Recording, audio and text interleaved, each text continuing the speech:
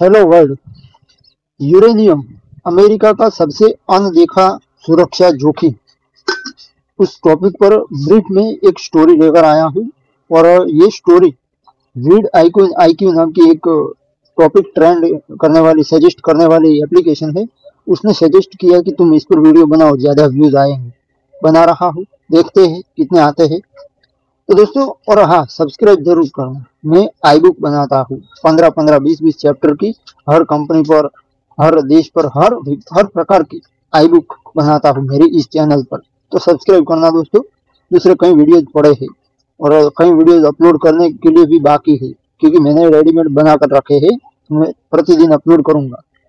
तो एक ठंडी सर्द रात में वॉशिंगटन डीसी के व्हाइट हाउस में आपातकालीन बैठक चल रही थी दोस्तों। साल 2025 का अंत आ रहा था और रूसी राष्ट्रपति व्लादिमीर पुतिन अचानक अनाउंसमेंट करते हैं कि यूरेनियम का एक्सपोर्ट पर रशिया पूर्ण प्रतिबंध लगा रहा है। ऐसा अनाउंसमेंट करते हैं। अब अमेरिका के परमाणु पूर्ण प्रतिबंध लगा रहा है वो तो ठीक है, लेकिन अमेरिका के परमाणु ऊर्जा संयंत्र जो होते हैं उनके, इसमें ईंधन की कमी हो गई, बिजली ग्रिड अस्थिर हो गए और राष्ट्रीय सुरक्षा पर खतरा मंडराने लगा। क्योंकि यूरेनियम और थोरियम का इस्तेमाल बम बनाने के लिए भी होता है, बिजली बनाने के लिए भी होता है, कई प्रकार का, इसलिए सुरक्षा का खतरा भी मंडराने लगा। ये कोई काल्पनिक कहानी नहीं है दोस्तों, ये हकीकत है जो अमेरिका की बल्कि एक संभावित वास्तविकता है। ऐसी संभावना है कि ये खतरा पैदा कर सकती है अमेरिका के लिए। जो अमेरिका की यूरेनियम पर निर्भरता को एक्सपोज करती है हमारी ये कहानी। क्या यूरेनियम वाकई अमेरिका के लिए सबसे अनदेखा सुरक्षा जोखिम है? तो आइए कुछ तथ्यों को लेकर समझते हैं कि इस कहानी में कितना दम है। अमेरिका दुनिया का सबसे बड़ा परमाणु ऊर्जा प्रोड्यूसर है। परमाणु एनर्जी प्रोड्यूसर अमेरिका है, दुनिया का सबसे बड़ा, जहां 93 रिएक्टर दोस्तों संचालित हो रहे हैं, अमेरिका कर रहा है, जो देश की 20% बिजली प्रदान करते हैं। लेकिन आश्चर्यजनक रूप से अमेरिका का घरेलू यानी खुद का यूरेनियम उत्पादन न्यूनतम है, बहुत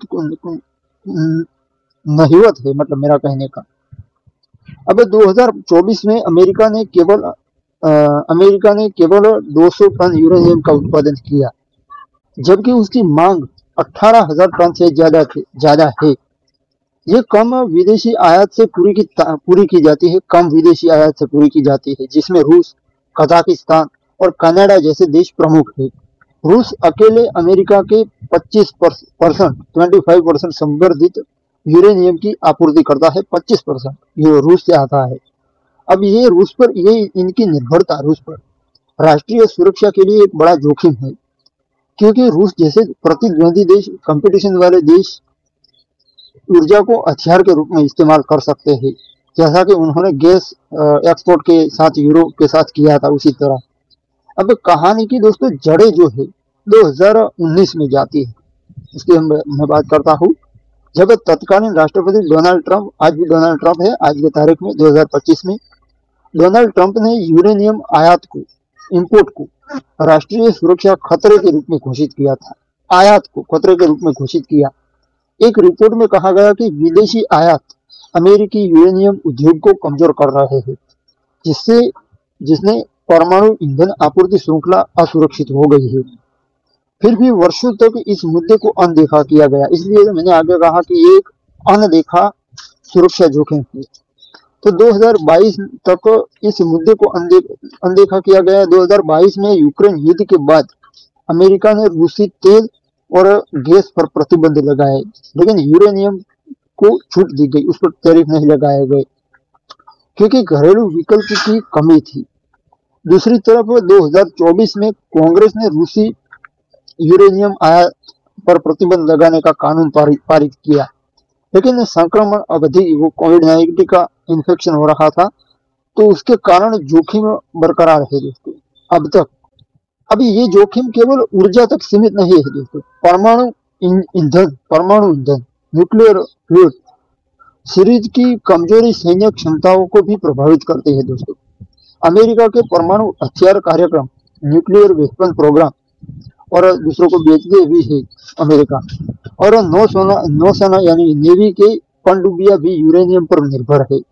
यदि सप्लाई चेन बाधित हुई, आपूर्ति बाधित हुई, तो राष्ट्रीय रक्षा प्रणाली सिस्टम उनकी है वो चरमरा सकती है, ऐसी संभावना है। अब सी एस आई एस की एक रिपोर्ट में चेतावनी भी दी गई कि विदेशी निर्भरता ऊर्जा और रक्षा दोनों को खतरे में डाल रही है। अब इसके अलावा चाइना और रशिया वैश्विक परमाणु बाजार पर कब्जा भी कर रहे हैं, जबकि अमेरिका पीछे छूट रहा है। पर्यावरणीय और नियामक यानी रेगुलेटरी बाधाएं घरेलू खनन को रोकती है, जैसे कि एरिजोना में यूरेनियम खदानों पर प्रतिबंध लगाना। अब इसको क्यों अनदेखा किया जा रहा है, यह आपके मन में सवाल जरूर होगा। तो इसका जवाब ये है कि क्योंकि जलवायु परिवर्तन और रिन्यूएबल एनर्जी पर ध्यान केंद्रित होने से परमाणु ऊर्जा की कमी कम हो गई, सॉरी, परमाणु ऊर्जा की चर्चा ही कम हो गई, दिमाग में से निकल गया परमाणु ऊर्जा। लेकिन एक्सपर्ट का कहना है कि ये साइलेंट क्राइसिस है। साइलेंस, हार्ट अटैक को भी साइलेंट मर्डर कहा जाता है, साइलेंटली आता है, छुपके से। इसलिए ये छुपके से सुरक्षा क्राइसिस आ सकता है अमेरिका के अंदर। अब सरकार ने $3.4 बिलियन का निवेश घरेलू संवर्धन के लिए किया है, लेकिन ये पर्याप्त नहीं है दोस्तों। एनआईए की रिपोर्ट में कहा गया है कि देरी से पूरी सप्लाई चेन प्रभावित हो सकती है। देरी से, जब देरी से ये कदम उठाए जाएंगे और देरी से काम होगा तो पूरी आपूर्ति श्रृंखला यानी सप्लाई चेन प्रभावित हो सकती है। अब अंत में दोस्तों, इस कहानी वो काल्पनिक बैठक वास्तविक हो सकती है। वो जो मैंने आगे बताई वो हुई नहीं है बैठक, लेकिन होने वाली जरूर है, संभावना है। इसलिए मैं संभावित टॉपिक पर वीडियो बना रहा हूँ। जो हुआ है वो तो सबको पता है, लेकिन नहीं हुआ है और 100% तक होने वाला है।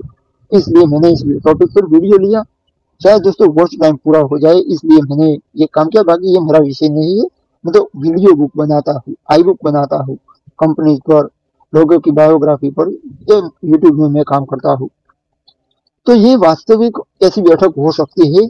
अमेरिका को घरेलू उत्पादन बढ़ाना, सहयोगियों के साथ साझेदारी यानी पार्टनरशिप करनी और सप्लाई चेन को मजबूत करना होगा इस जोखिम से उबरने के लिए। अब दोस्तों, यूरेनियम न केवल एनर्जी का सोर्स है, बल्कि राष्ट्रीय सुरक्षा का आधार भी है अमेरिका के लिए। अब उसे अनदेखा करना अब विकल्प नहीं है। तो ये था दोस्तों वीडियो। दिल की गहराइयों के साथ आपका बहुत बहुत धन्यवाद।